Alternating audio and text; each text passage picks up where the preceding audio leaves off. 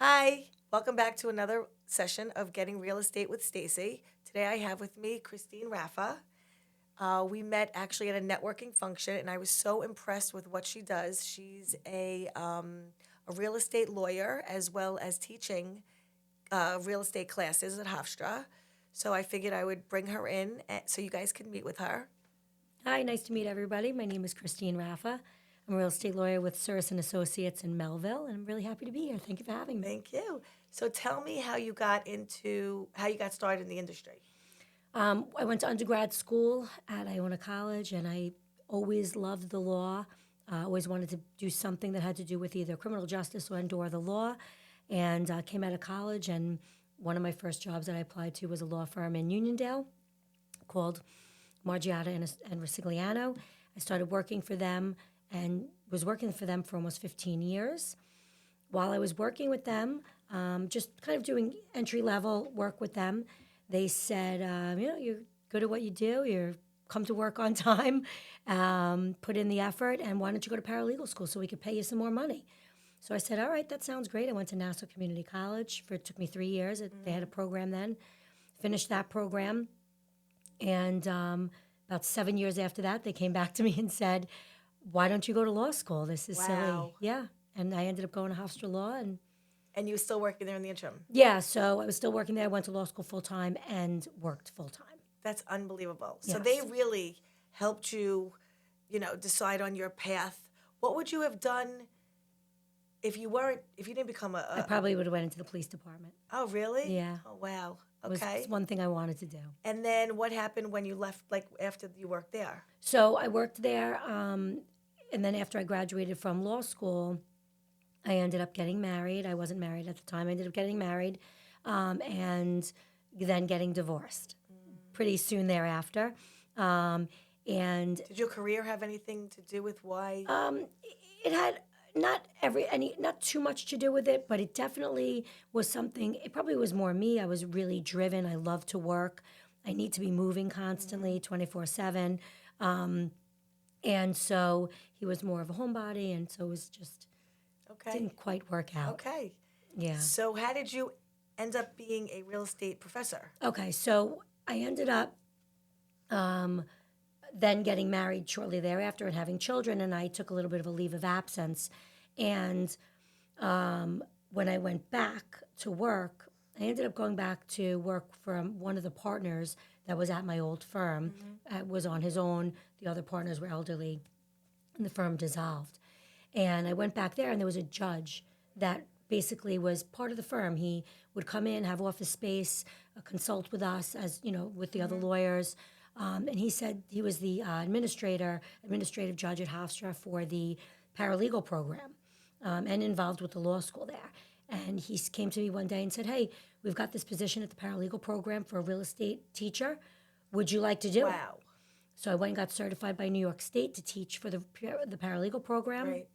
And I taught a number of subject matters for them for 10 years, and then COVID hit.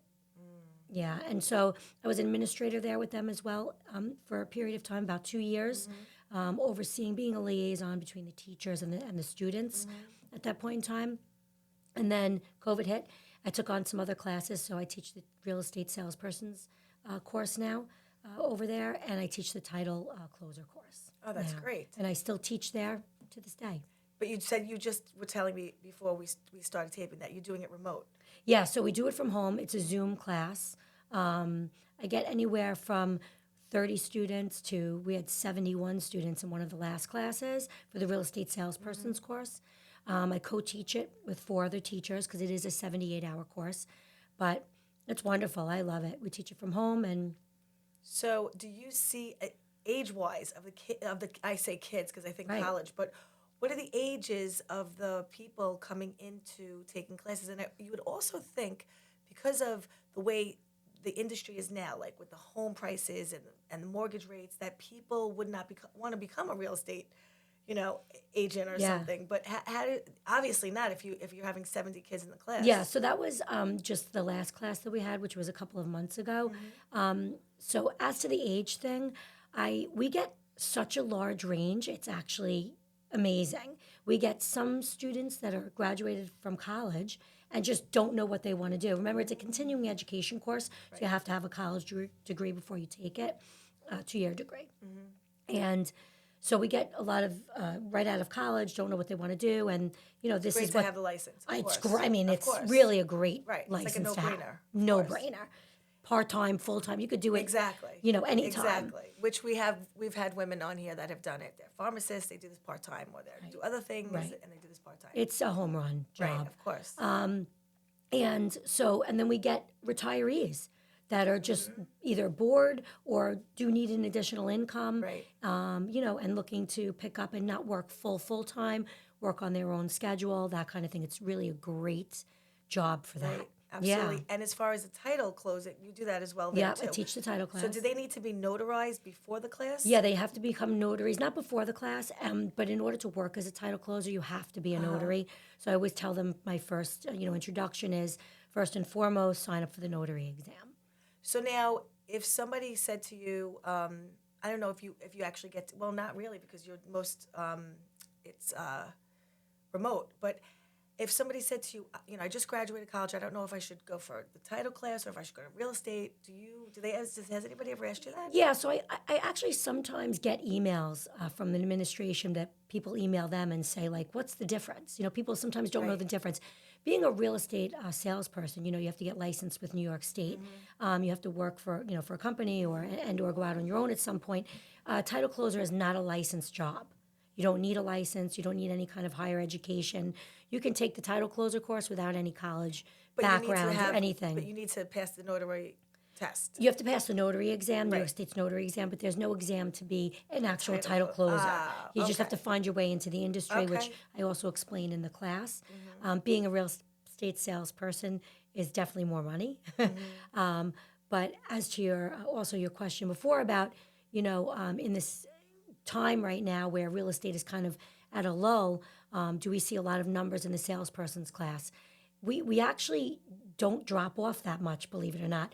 Real estate is crazy, right? It ebbs and flows, and when it's good, it's great, Right. and when it's bad, it's like now, real bad, right? But there's always something, right? We're always going to sell houses. We're always going to buy houses. Right. So there's always going to be, a need for need it. for Exactly. salespeople. So I find that a lot of more people do it when it's when there's more downtime in their other jobs or so. Of course. Or I would also think that, if people have extra time and they are also looking in even investing in real estate for themselves, or if they want to help family members purchase homes or something, even if they don't want to do it as like a job, but Yes. even just the knowledge. I always say if you can get 2 deals a year and they're both your family members, it's still money in your Exactly. pocket. Absolutely. Did you ever think about becoming a real estate agent? Yeah, so I actually just submitted to get my license recently. I've always done, during the day, had my full-time day job and taught at night, so it was always a little too much. But now I'm looking into doing that. I just submitted for it. So how do you become the teacher and the student? Well, that's a good question, right? I can still teach it. I just don't have to take the class because I get a waiver because I'm already So you certified just have to take teach. the exam and that's it? I don't even have to take the state exam. I just submit it for my license. Oh, that's great. Yeah. That's Yeah, great. it's Well, my good. name is It's Stacey. easy. I'm an MLO, so when you start becoming a real Yes, estate you got it. You got it. Girl power. I love it. Exactly. That's great. Excellent. Did you ever think about becoming a mortgage loan originator? No, that's one avenue I never thought to actually do. I do know I have a couple of colleagues that actually do both. They practice and they're actually MLOs also. I've thought about it, so we'll see what happens. Go for it. We'll see what happens. Yeah.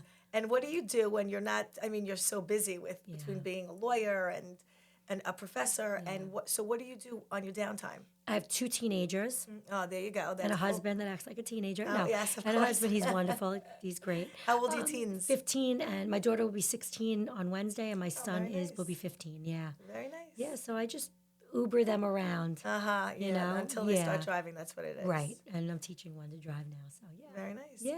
And is there something in particular that you enjoy doing with them, or in your own time when you're not, Well, first, how about what do you like to do when you're in your own free time for yourself? The gym. Ah, okay. I find it just clears my head. How do you have and, time to go? Yeah, I find time. I find time. I make sure that I do everything, try to do everything on a balanced, equal level, whether it's mentally, spiritually, emotionally, physically, in that regard. You need to do that. I You mean, do. you can't. Your professional life would not Thrive if I didn't. thrive or That's be correct. successful if you didn't take care of yourself first. Fully agree with that. Absolutely. Right. And, Sometimes you go off the rails a little bit, but you That's okay. come back of and course. yeah. And what about with your kids? Is there something that you guys enjoy doing together? So my husband and my son, they dirt bike ride. Wow. So yeah, I don't quite do that. Do they have their own? They do. Okay. They do. Yep. And my daughter actually works at the gym, so she comes with me too to the gym. She likes That's to work great. out. What I gym like do you to belong to? Synergy in Merritt. Uh-huh. Yeah. Oh, that's I like great. to we like to just do family stuff. We love to go on vacation together. Very nice. What's your favorite our kids spot? are good. Aruba. Oh, okay. Yeah, Aruba. I've been there many, many, many years in a row. Yeah, Yeah. it's our spot. We have timeshare there, and It's a nice place to have your kids, go yes. on vacation. And I travel with my sister and our cousins and stuff. We have Do you kids usually all go the same Christmas age. time or February break. February break? Yeah. And then when they go to college, you'll switch to probably Christmas. Right. We'll Right, switch that's to what we something. did. Yes. Very nice. Yes. Yeah, it's great. Excellent. Thank you so much for being here today. My This is pleasure. Thank you for great. having me. And good luck with becoming a real estate agent and everything else. thank That's you. awesome. We'll be in Awesome. touch Yes, for sure. definitely. Excellent. Thank you. Thank you again. We will see you next time on Getting Real Estate with Stacey.